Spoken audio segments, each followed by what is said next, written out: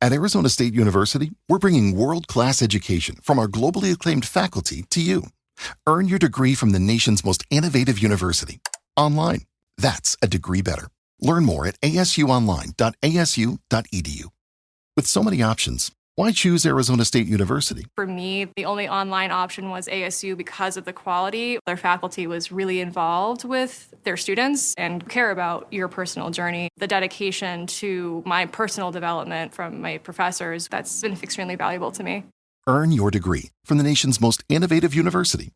Online. That's a degree better. Explore more than 350 plus undergraduate, graduate, and certificate programs at asuonline.asu.edu.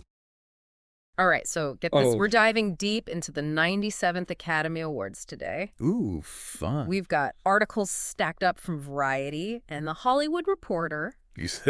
Even some hot takes from Twitter. Oh, my. A real mix of perspectives. I like it. But we're not here for just the headlines, are we? No. We're going way deeper. All right. Think record-tying wins. Okay.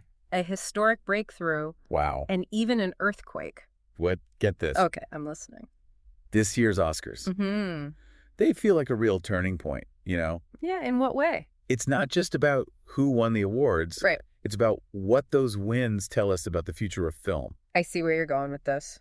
So let's just jump right in. Okay. Honora, Yeah. Best Picture, Yep. and 4 other Oscars. It really was the talk of the town. It really was. Why do you think that is? Well, its success is really interesting because it signals a shift in what the Academy wants. How so? I mean, they're not just looking at these big-budget blockbusters anymore. It seems like they're really interested in innovative storytelling, Makes sense. even if it's like a smaller independent film. Right. And, you know, the director, Sean Baker, Oh, yeah. What about him? he didn't just win Best Director. Oh, wow. He also won Best Original Screenplay Really? and Best Editing. No way. That ties him with Walt Disney for most Oscars won in a single year By one person. by one person. That's a record that stood for 70 years. 70 years. That's crazy. It is crazy. But it's not just the number, you know. Oh, what else is it? It's the combination. Yeah. A lot of the articles point to this trifecta as like Baker's incredible command of the filmmaking process. So like a true auteur. Right, exactly. He's not just a director. Yeah. He's a complete storyteller. He's shaping the narrative from script to screen. It's amazing. So are we seeing like a new type of auteur emerge here? That is a good question. It's a good question. And speaking of emerging talent, can we talk about Mikey Madison winning Best Actress? Oh, yeah. Wow. I mean, she was up against Demi Moore. What an upset. Talk about an upset, man. I know, but think about why she won. Okay, why? It wasn't about her star power. Okay. The Hollywood Reporter highlighted her ability to completely embody this complex character. Yeah. There's so much nuance and depth to the performance. You know, you're right. The reviews all praised her performance. Every single one. And another win that's generating a lot of buzz is Paul Tazewell's win Yes. for Best Costume Design for Wicked. Amazing. This is huge. It is. He's the first black man to ever win in that category. That's a landmark achievement. I know. And it's long overdue. Absolutely. But this, along with Zoe Saldana becoming the first American of Dominican descent to win an Oscar, Right. raises an important question. Okay, what's that? Is this a true turning point for diversity in Hollywood, or just a few exceptions to the rule? Yeah, that's what we're all trying to figure out, right? I think so. It's great to see these breakthroughs. It is. But the articles also highlight a need for more systemic change, I agree. both in front of and behind the camera. Both. So we've got Honora making waves, Yeah? historic wins for diversity. Yes. But what about the other films? Yeah, what about them? What else stood out to you? Well, The Brutalist, which won 3 Oscars, including Best Actor for Adrian Brody, Oh, yeah. seems worth checking out. I've heard good things. And the fact that it also won for Best Cinematography and Best Original Score Wow. suggests a visually and orally stunning film. For sure. Do you think this signals a growing appreciation for a certain style of filmmaking? Maybe. What do you think? It sounds like The Brutalist is the kind of film that really pushes boundaries. Yeah. Pushes the boundaries of cinematic art. Definitely. And of course, we can't forget about Dune Part 2. Oh, yeah, the sandworms. Snagging those technical awards for Best Sound and Best Visual Effects. They must have looked incredible on the big screen. Oh, I bet. Variety had a whole article about the groundbreaking visual effects in Dune Part 2. Really? Yeah, it seems like they're pushing the boundaries of what's even possible in filmmaking. I wonder what's next.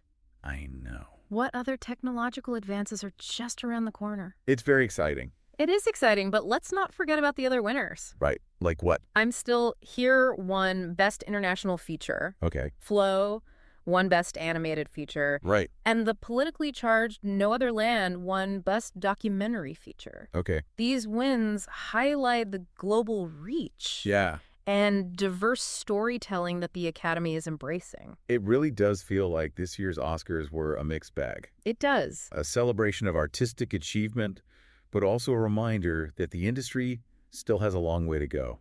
In terms of representation and accessibility. Yeah, I think that's a good way to put it. But remember, the Oscars are more than just the awards themselves. Oh, absolutely. It's a cultural event. Totally. A reflection of where we are and where we might be headed. Okay, before we get too philosophical, can we talk about Adam Sandler showing up in gym shorts? Classic Sandler. Classic Sandler. Right. But you know what else is interesting? What's that? All the articles mentioned Conan O'Brien's hosting debut. Uh-huh. And they all said he brought this fresh comedic energy to the ceremony. I like his style. Yeah, me too. Could this signal a shift away from like the traditional, more formal Oscar host? That would be interesting. It would be cool to see the Oscars embrace a more relaxed, fun vibe. For sure. But not everything went smoothly. Bro, no. What happened? Remember that whole Hulu live stream debacle? Oh, yeah, that was bad. What a blunder. It highlights the challenges and growing pains of switching from traditional broadcasting to these streaming platforms. It really does. What happens when these events are only available to stream? Yeah. Are we ready for that? Good question. And what about the controversy surrounding the In Memoriam segment? Yeah. Some pretty big names were left out. I know. Which sparked a lot of discussion online. I saw that. It raises a difficult question, doesn't it? What's that? How do we properly honor and remember those who've contributed to cinema? It's a tough one. Especially in a digital age where information can be so fleeting.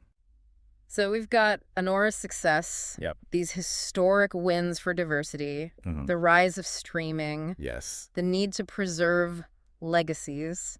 It's a lot. It seems like this year's Oscars were like a microcosm of all the major trends and challenges facing the film industry today. Absolutely. It's a fascinating snapshot of a world in transition where the old ways are being challenged and new possibilities are emerging. And just when you thought things couldn't get any more unexpected, what about that earthquake? Oh, yeah, the after party nobody expected. Right. A minor earthquake hit L.A. right after the ceremony ended. Only in Hollywood. Only in Hollywood, right? But seriously, this earthquake feels almost symbolic, doesn't it? In what way? This industry that seems so huge and in charge, Right. suddenly shaken by something totally out of its control.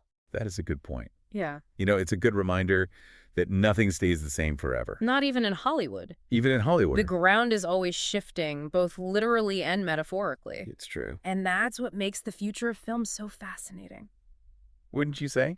You know what? Let's take a quick break. Okay. And then we'll come back and really dig into what all of this might mean for the future of film. Sounds good. Stay with us. It really does feel like we're at a crossroads with all these changes happening at once. It's exciting, Yeah. but also a little bit unsettling. Right. Like, we keep talking about Anora and how it's different, but will its success actually change anything? Wow. Will studios be more willing to take risks on these stories and these filmmakers? One article pointed out that Anora wasn't just a critical darling. Yeah. It was a box office success, too. Mhm. That's what studios really pay attention to. The money. Yeah, if they see that audiences are hungry for these types of films, they'll be more likely to invest in them. So maybe Anora is a sign that audiences are getting tired of the same old formulas, It could be. that they're looking for something more authentic, more challenging. It's a definite possibility. Yeah. And if that's the case, it could really open doors for a lot of filmmakers who have been traditionally overlooked, Right. especially filmmakers from diverse backgrounds who often struggle to get their stories told. That brings us back to the whole diversity conversation, right? It does. We see these historic wins for Paul Tazewell and Zoe Saldana, but is it enough? One of the articles I read had this interesting quote from a film professor, Oh, really? and I'm paraphrasing here, but they said that representation isn't just about ticking boxes. It's about more than that. Yeah, it's about whose stories get told, who's behind the camera making decisions, Who has the power to shape the narratives that we see? So it's not just about seeing more diverse faces on screen. Exactly. It's about giving those voices real agency, real power within the industry. That's where things get tricky. Yeah, how... Because Hollywood is built on these power structures that have been in place for decades. Right. It's going to take more than a few Oscar wins to dismantle those structures. That makes sense, but what about us, the viewers? Mm-hmm. I mean, we're part of this equation too, right? Our choices, the films we support, the stories we demand, that all has an impact. We have more power than we realize. You think so? If we want to see more diversity, more innovation, more risk-taking in Hollywood, Yeah. we need to vote with our wallets, with our streaming subscriptions, even with our social media engagement. It's easy to get cynical about Hollywood, It is. but we have to remember that it's a business. It's a business. They respond to demand. So the more we demand diverse, interesting, challenging films, the more likely they are to produce them. Right. Okay, so we've got Honora, we've got the diversity conversation, we've talked about our role as viewers, but what about the future of how we watch films? That whole Hulu debacle got me thinking, like, what happens if streaming really does take over? That's the million-dollar question. I think so. There are definitely pros and cons to both sides. What do you mean? Streaming gives us access to a wider variety of content. Yeah.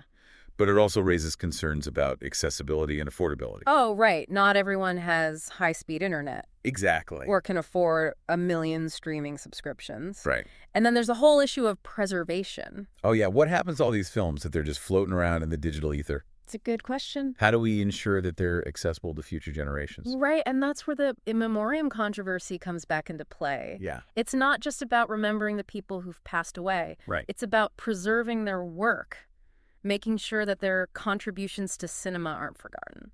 I like that. We were talking earlier about finding new ways to preserve those legacies. Mm-hmm.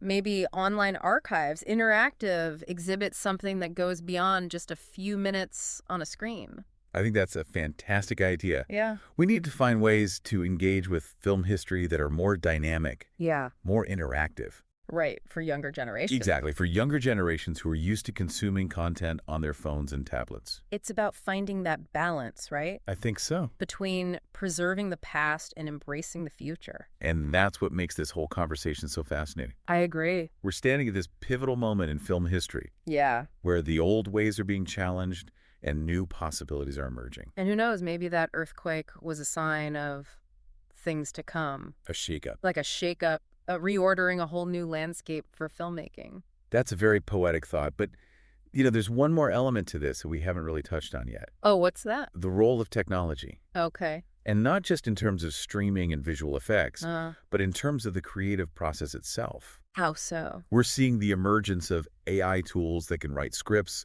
compose music, even direct scenes. Whoa, that's a whole other deep dive waiting to happen. It is. So I've got all these converging forces, streaming, diversity preservation, and now AI. It's a lot to think about. It feels like the future of film is wide open. Yeah, Full of potential, but also full of uncertainty. that's a great way to put it. But before we get too overwhelmed, Yeah. let's take a step back and consider what all of this means for you, the listener. Right. This isn't just about abstract industry trends. No, it's not. It's about the films you watch, the stories you connect with, the experiences you have as a movie lover. So as we wrap up this deep dive, we want to leave you with one final question to ponder. Okay. I like it. What kind of future do you want for film? That's a big question. And honestly, after this deep dive, I'm not sure I have all the answers, but I do know one thing. What's that? This year's Oscars, with all the surprises and contradictions and everything, Yeah, it showed me that film is more than just entertainment, you know? right. It's a reflection of who we are, where we've been, and where we might be going. I think that's a powerful insight, and it connects back to what we were talking about earlier, What's that? the power of storytelling. Absolutely. Whether it's a big budget blockbuster or a small indie darling, a historical drama or a sci-fi epic, a film has this amazing ability to transport us, you know, Oh, yeah. to challenge us, to make us feel things we've never felt before.